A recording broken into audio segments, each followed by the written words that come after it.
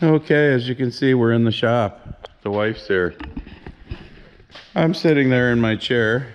She made me a sandwich. It wanted part of the and because I wasn't going in the house because my cousin Preston's supposed to be coming to grease the top of the leg.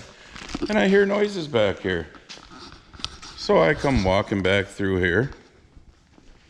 She has a broom. Yeah, I didn't think it's going to be a good weapon. I come walking back through here because it sounds like something on metal. And it sounded like it was walking across, like this. Well, all of a sudden, right over there on that 4x4 post, there's a raccoon climbing up it. He jumps down, starts running after me as I'm going back that way. So I jumped in the gator, went and got marshmallows to set up our traps, our live traps. I don't know where it is. I didn't grab my 22 Beretta because I really don't want to be shooting away back here with all the equipment and stuff. So we're just going to put some marshmallow. Well, he might have left. I mean, that's the only thing we can hope. I have to board that area up during when we put everything away for good, because I had coons in here 2 winters ago. I didn't have any in here this past winter. 2 winters ago I did. Well, I don't see any. So let me grab the 2 traps and set them up here somewhere, and hopefully when the little fucker comes back in, he's in a trap. And then he will, live traps, but if you know, you know. Yeah. Alright, so I got 1 set up there with some marshmallows in it. 1 set up here. It's either coming under that door, or like Barb said, they've dug the stones out.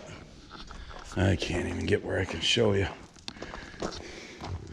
They've dug the stones out in the back corner over there, so they could be coming in through there. I don't know.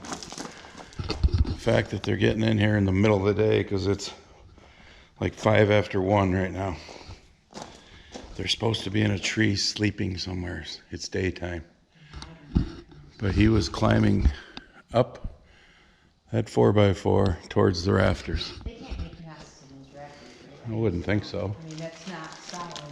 And I don't want them on my combine, because 2 winters ago, or 2 springs ago, when we pulled the John Deere out, there was all sorts of coon shit on top of the feeder house and up on top of the motor area. These need to go to the house with you so that they don't get on my bench. And leave them in the truck in case you need to go over tomorrow. I can do that. Leave them in the truck. So I don't know where he went, but it was a little disturbing when he comes running through underneath the combine right here as I'm walking to the gator, because I didn't figure he was going to be following me. And then when I got in the gator, he started coming towards the gator. He did turn around and run the other way when I started it. But no, I didn't want to be his friend. But I guess we will keep you posted on our live trapping, wink, wink, of the raccoon that's getting into my shop. All right, so Preston just left. I was going to film him going up to grease the top of the leg. But we got a little issue. He got about 1/3 of the way up that bitch, and just the noise of him climbing, hitting the side of it with his boots. All of a sudden, there looked like there was hundreds of bees flying around up there. About 2/3, 3/4 of the way up, all the way to the top. Yeah, that wasn't good. So he left. So we're trying to figure out a good game plan of when we can do it, like an early morning when it's cold, or put on the headlamp, go up there at night after dark when it's cooler. I'm gonna go to the local hardware and buy a couple cans of bee spray, so when he does go up, boy, just looking up messes with my vertigo like that. Whew. So yeah, we got to come up with a new game plan, and he just got out of work. He drives truck for Cisco, delivering food. So he had his Cisco shirt and shorts on. So yeah, he's gonna have long pants and long sleeve sweatshirt next time, and trying to figure out if we know anybody that does bees so he could get one of those little headgear thingies. So I don't know, but no footage of that for right now. All right, so I just went and picked an ear of corn from behind the shop here out back. It was 18 around, about 37 long without counting the top, 3 or 4 there. It has reached full maturity, black layer. So basically when you take a kernel off, I don't know if I can do this one-handed. Anyways, you peel the little end of the kernel off. Yeah, no, that one I just peeled the black layer right off of it, trying to do it. And I did the same thing there. There we go. That one I didn't ruin. Trying to do it. You can see the black. Yeah, I got a little, that one you can see the black. That one I got a little aggressive with. So, same with that one. But anyways, that's when it's at full maturity. So in other words, the milk line is all the way on that, on those kernels. Those are nice deep kernels too, long kernels. And that puts the moisture of that corn probably somewhere between 30 and 35%. So now it just needs to start air drying down to where it gets to a point where it's worth, combining to dry it with propane. Pretty much it gets below 25%. We don't have a problem with going with that. But as you can see, the beans are getting really, really close. They've almost completely dropped their leaves. Nice breezy day like today. You see the flag, helps everything dry. It's the 26th of September. I'm thinking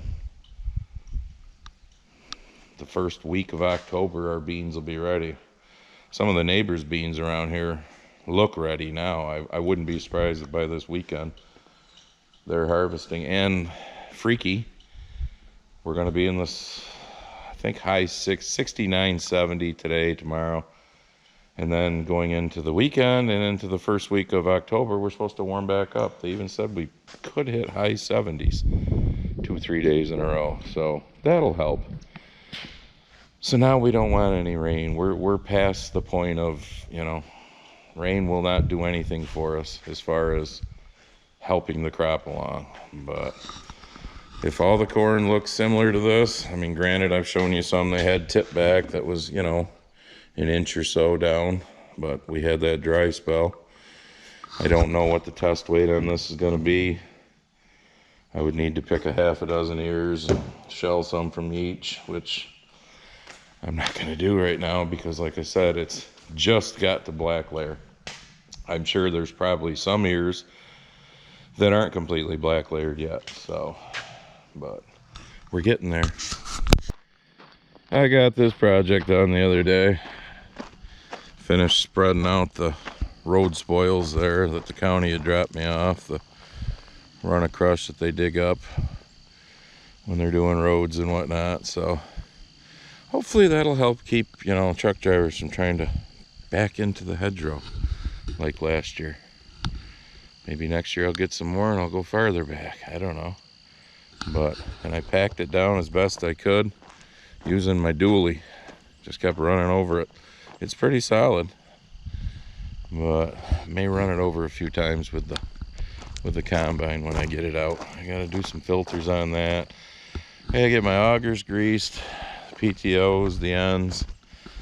Gotta get the discharge augers greased on the bins, plus go inside and grease the insides. I gotta get my computer put in the computer room here. Still waiting on Colin to come and do the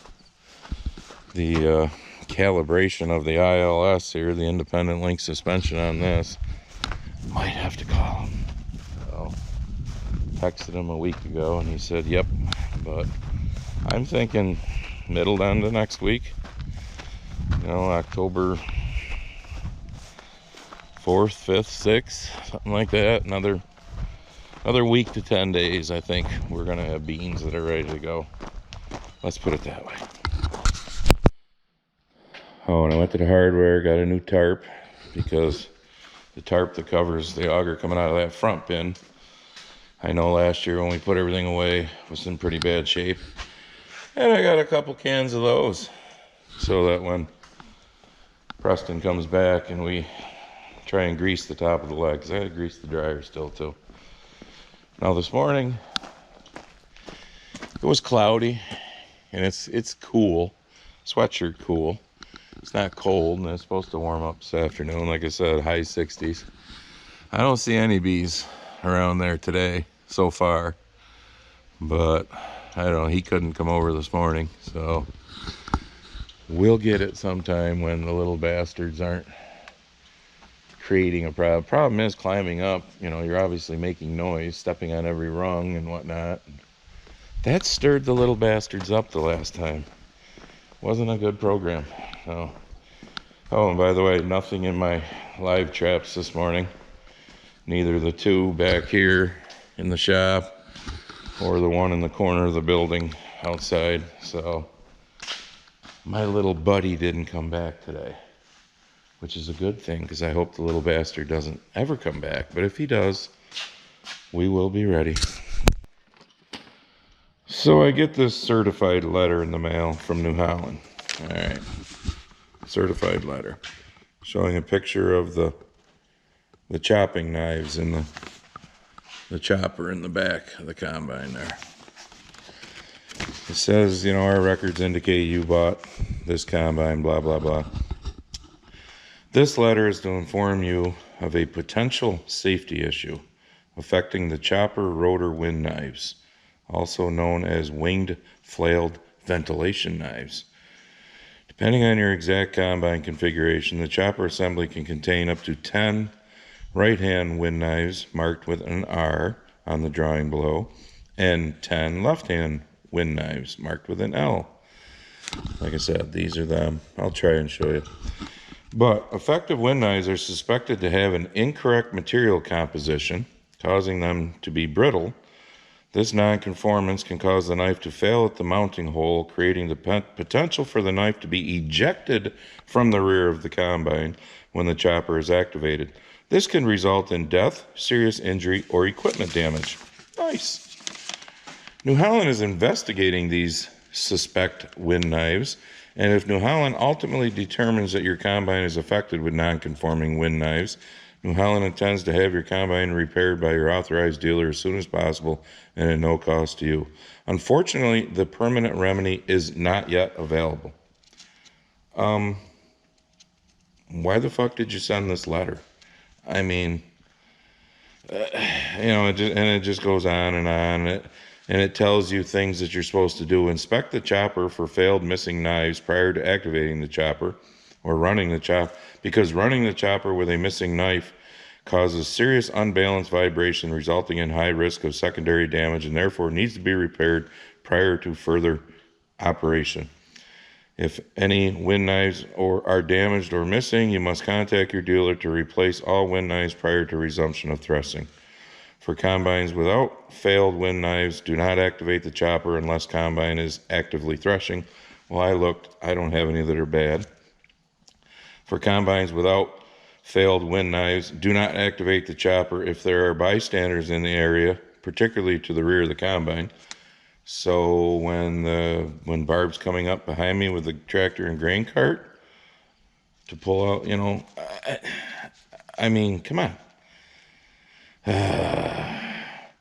For combines without failed wind knives, the chopper must be in the off position prior to the operator exiting the combine cab.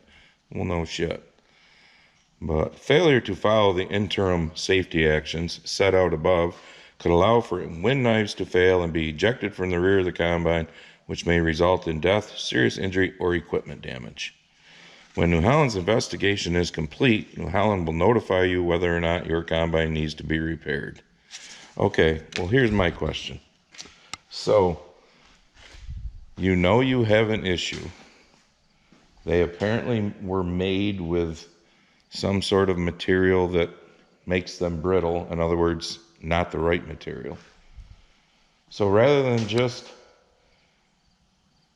make some with the right material and replace them to be on the safe side, we're going to wait and see if anybody gets seriously injured or killed when one of them little bastards comes flying out of the back end of the combine here when we're doing beans, because that's when they're activated.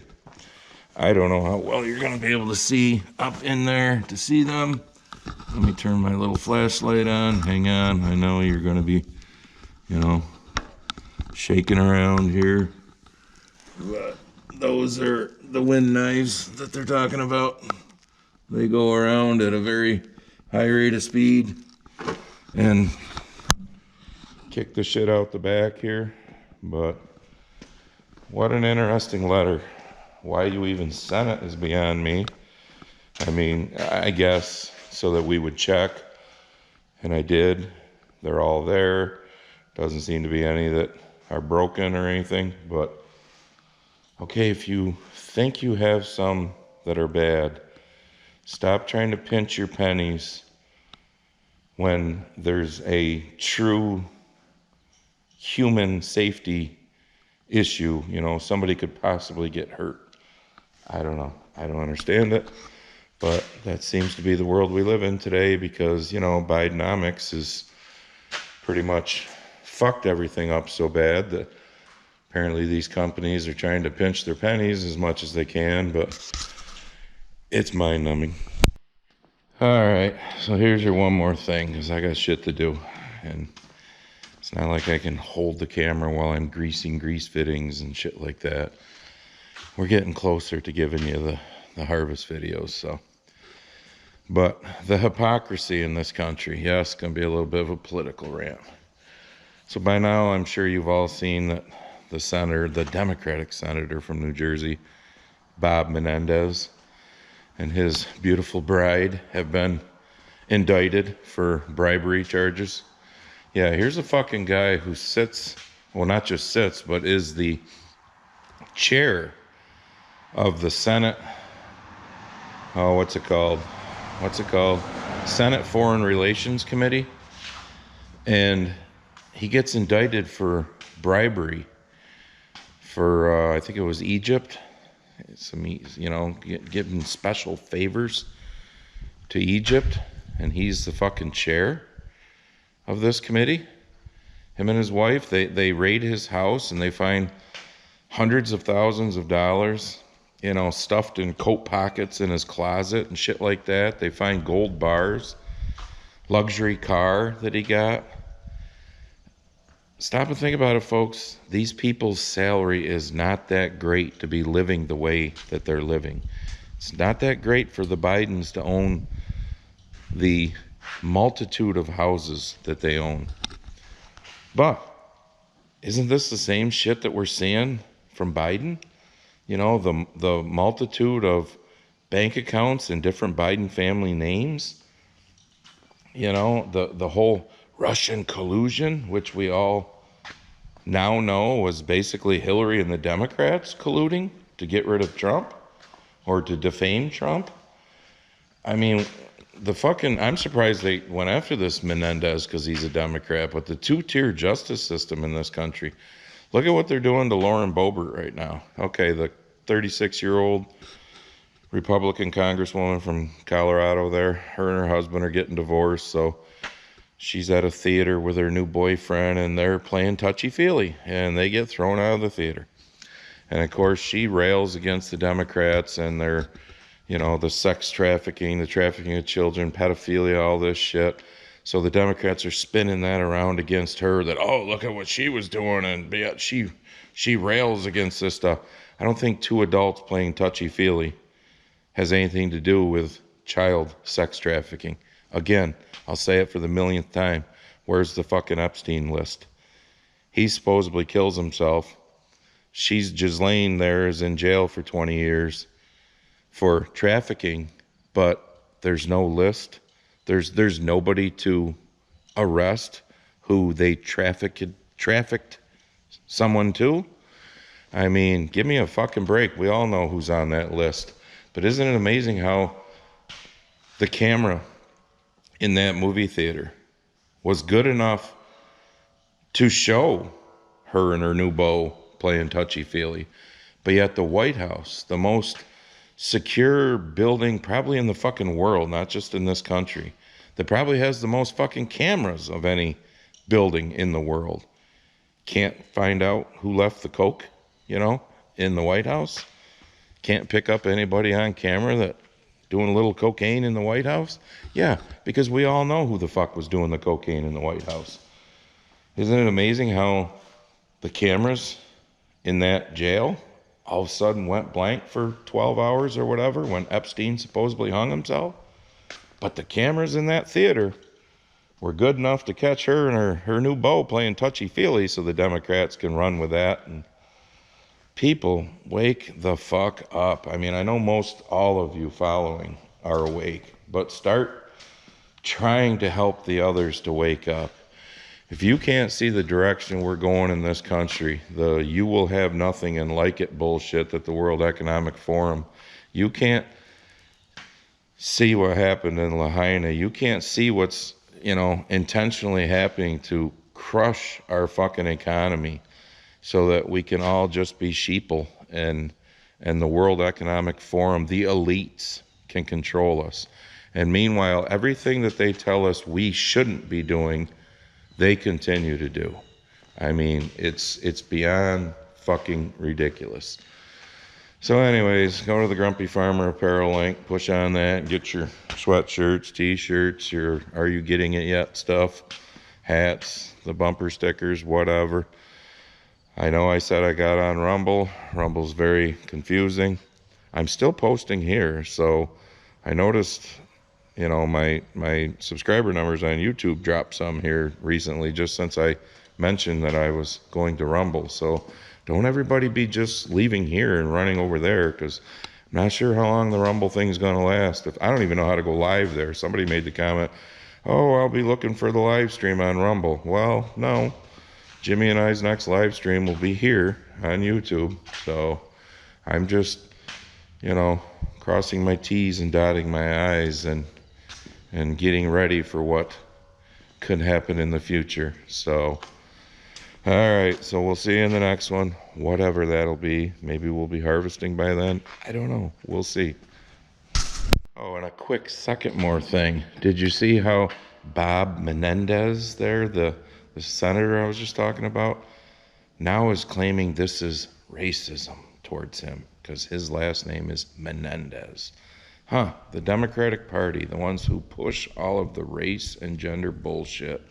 Now, one of them is going to use the whole race baiting thing because he got caught with his fingers in the cookie jar. Oh, it's racist. They're going after me because my last name is Menendez. Fuck you, Bob.